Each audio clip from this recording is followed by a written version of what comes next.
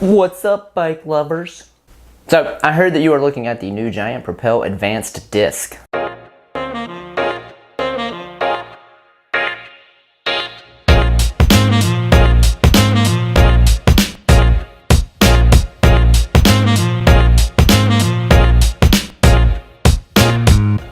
So we are going to be taking a look at the bike itself, but I wanted to give a preface for this video.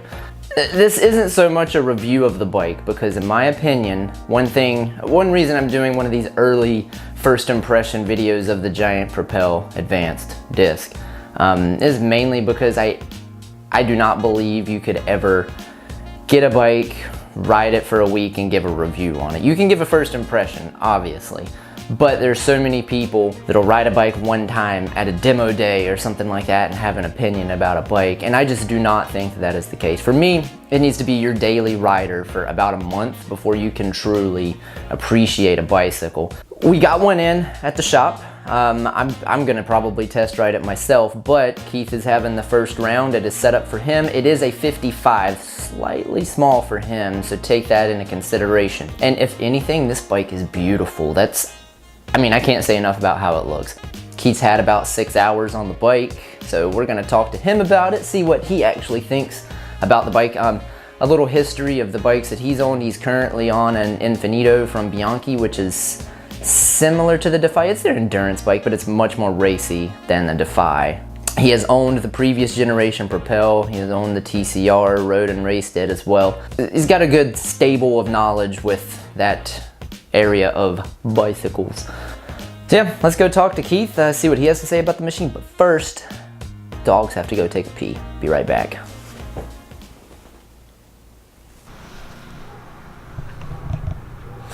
Okay, good boy.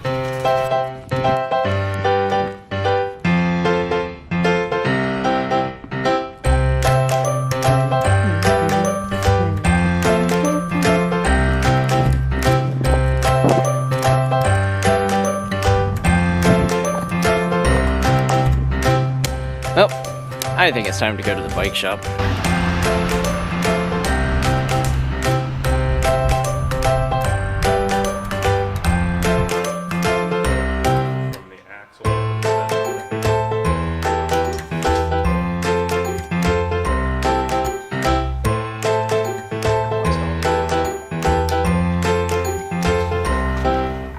Yeah, I think that'll work there.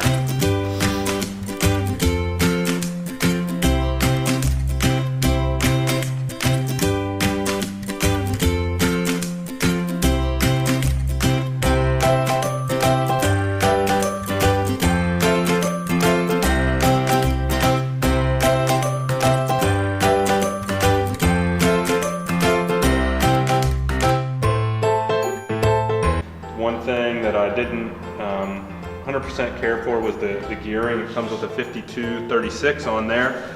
So I'm definitely gonna upgrade it to the 71 tooth because I feel like it was just under geared for my abilities as a cyclist. I feel like I'm more like Tony Martin. I like a bigger chain ring up there. So can't wait to put that on there and ride it again.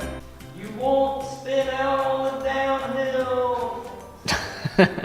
Just give your first impressions of the Propel. What's it like? Well, my initial impressions were going from my normal Infinito to that bike. It was very, very different in the fact that the positioning was different.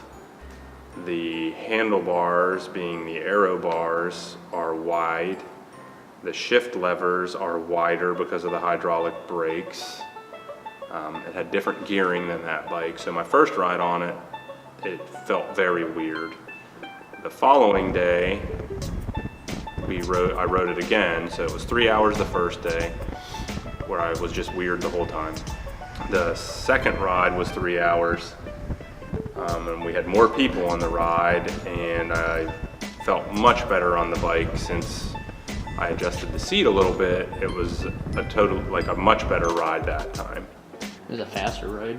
And a faster ride. But I would say the biggest differences that I noticed from my standard bike to the aero bike, at least in that ride, sitting in the pace line, way easier. The bike rolled way easier.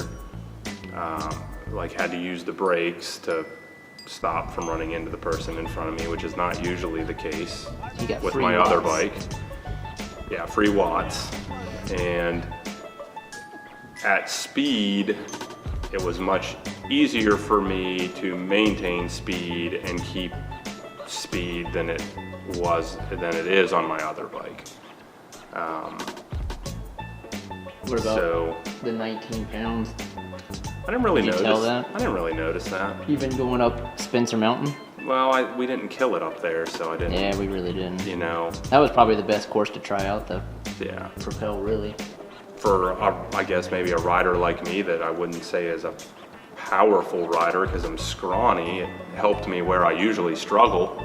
And it wasn't uncomfortable. I was surprised. Like after riding it for 3 hours, I didn't feel like I was beat up. Like I would say the old Propel was definitely Very a different, harsh. a more, harsh ride than that bike. So Yeah. they've definitely done some work to the bike to make it ride better. Yeah. And Did it feel stiffer than the other Propel? that's different than my current bike as well. Like when you stand and pedal that bike, you can definitely tell it's a stiffer bike than my Infinito. Oh, the thing that I did notice when I was standing and pedaling, those little trap doors, if you turn the bar at all, they can like catch your leg. Like you have to be conscious of your leg where you're pedaling up out of the saddle, like going up the hill.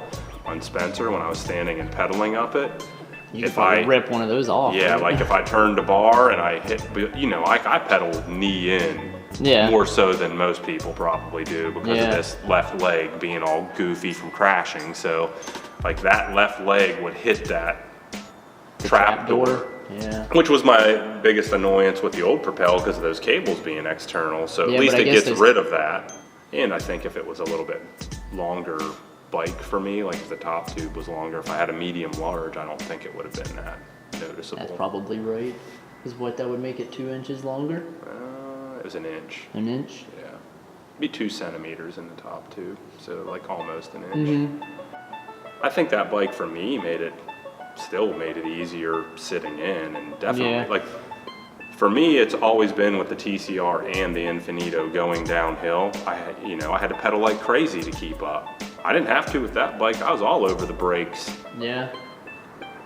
And I don't know if that's a function of aero or aero and wheels. Like I'm not smart enough and knowledgeable enough to tell you that. I just know that bike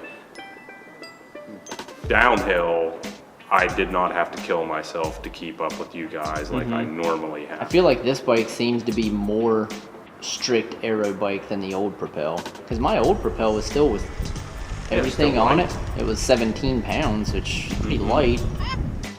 And 19's not terrible for a disc brake bike, but it's still, for most people, I think they would see 19 pounds and shy away from it. But well, is that the case with all disc bikes?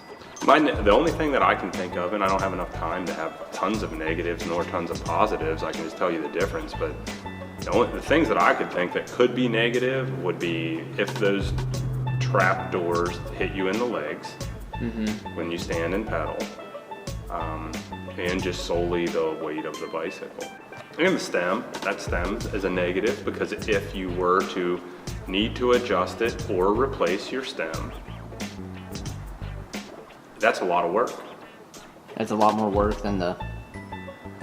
And you can't Regular. just move spacers around to raise it and lower it. Like I know you're you have literally to- having to cut it down. every time, right? Yeah. Yeah, it's obviously not trying to be an aero all-around bike. It's an aero bike. So there you have it, guys, straight from the master himself, Keith. So this is, like I said before, a first impressions video. So after we've had the bike and everyone's ridden it for about a month and we compare notes, probably do an update on it and a proper review. I was just excited to actually ride this thing and get this out there.